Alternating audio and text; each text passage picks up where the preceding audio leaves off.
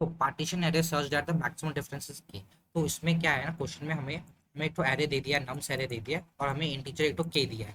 हमें क्या करना है, हमें रिटर्न करना है नंबर ऑफ सब सीक्वेंस हम बना सकते हैं, कितने सब सीक्वेंस बना सकते हैं इस एरे से।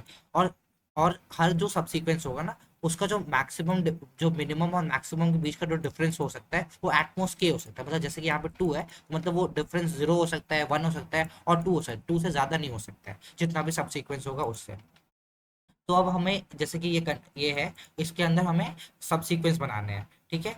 तो अब और उसका जो मैक्सिमम और मिनिमम डिफरेंस है वो 2 होना चाहिए। तो अब उसके लिए हम क्या कर सकते हैं, तो अगर हम लोग इस एरो को हम लोग अगर शॉर्ट कर देंगे, अगर हमने इसको शॉर्ट कर दिया तो क्या होगा, 1 2 3 5 6। अब शॉर्ट करने से हमारे फायदा क्या हो रहा है कि जब भी हम दो इंटीजर को यहाँ पे अगर जो भी एलिमेंट्स है उसको डिफरेंस करेंगे, तो हमें मिनिमम डिफरेंस मिल जाएगा। और हमें तो चाहिए, यहाँ पे के हमारा 2 है, कि हमें तो चाहिए जो सब सीक्वेंस होगा उसका मिनिमम डिफरेंस, मतलब के तक 2, मतलब 2 तक हो सकता है, मतलब मैक्सिमम डिफरेंस जो भी है।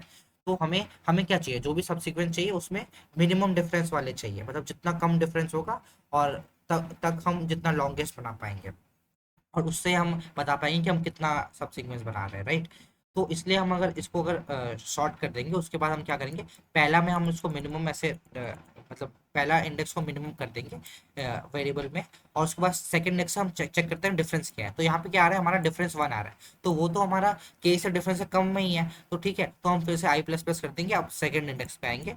फिर हमारा हमारा अब क्या है, जो डिफरेंस है 1 और 3 में क्या डिफरेंस आ रहा है, वो क्या आएगा, 2 आएगा डिफरेंस, तो वो फिर से के इक्वल है और के से कम ही है, तो मतलब क्या है, हम लोग फिर से आई प्लस प्लस कर देंगे। लेकिन जब हम लोग 5 - 1 कर रहे हैं, तब क्या आ रहा है, हमारा डिफरेंस 4 आ रहा है, राइट। तो वो के से ज्यादा हो जाएगा। तो हम क्या कर देंगे, अब हम बोलेंगे कि जो हमारा इससे पहले जो भी सीक्वेंस था, वो सीक्वेंस क्या है, वो सीक्वेंस तो वैलिड है, मतलब उसका जो भी मैक्सिमम डिफरेंस है के है। तो हम क्या कर देंगे, आंसर +1 कर देंगे, मतलब ये एक तो सीक्वेंस हमने फॉर्म कर लिया।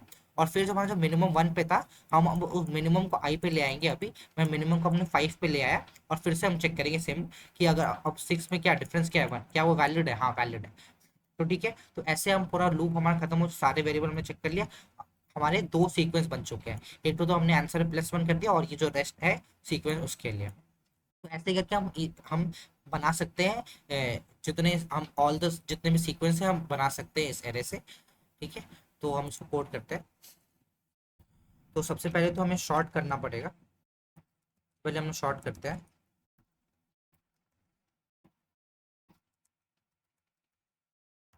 उसके बाद क्या है, ठीक है। तो उसके बाद क्या है, इंट हम तो मिनिमम बना के रखेंगे जो हमारा 0 इंडेक्स पे होगा सबसे पहले।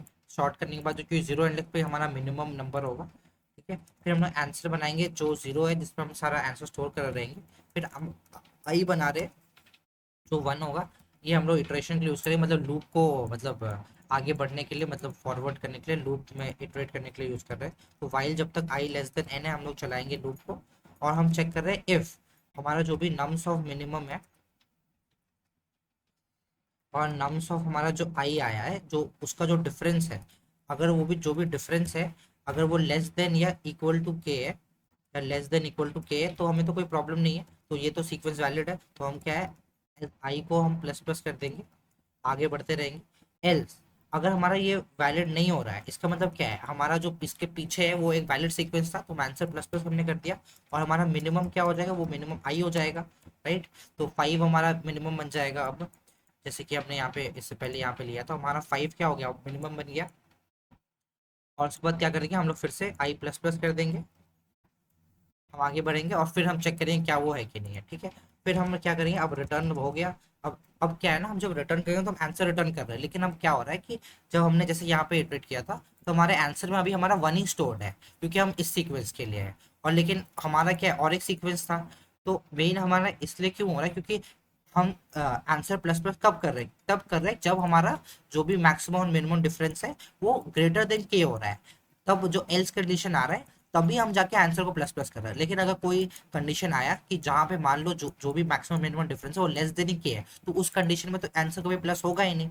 तो उस कंडीशन के लिए, और जैसे इस कंडीशन के लिए भी, जैसे हमारा 5 और 6 है, तो वो क्या है, के से तो कम ही है, तो लेकिन वो तो एक और एक सब सीक्वेंस है ही ना, तो इसलिए जब भी हम रिटर्न करेंगे तो आंसर +1 ही करेंगे। आप जितने भी कंडीशन देख लेंगे सारे कंडीशन पे ये वैलिड हो कि हमें आंसर +1 ही करना पड़ेगा, क्योंकि हमारा जो मिनिमम है वो या तो 0 इंडेक्स हो सकता है, या वर्स्ट केस में मतलब वर्स्ट केस के या तो हमारा आई इंडेक्स हो सकता है। और हमें पता है जहां भी हमारा मिनिमम होता है उसके पीछे से एक सब सीक्वेंस होता है, और जो मिनिमम से एक सब सीक्वेंस होता है, राइट।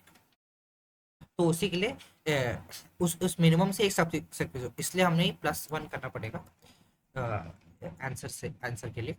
और हमारा इसका टाइम कॉम्प्लेक्सिटी देखेंगे तो टाइम कॉम्प्लेक्सिटी भी हमारा बिग O (n) होगा, क्योंकि हम ये n टाइम्स इसको रन कर रहे हैं और हम तो स्पेस यूज कर नहीं रहे, तो दैट्स ऑल, वही है।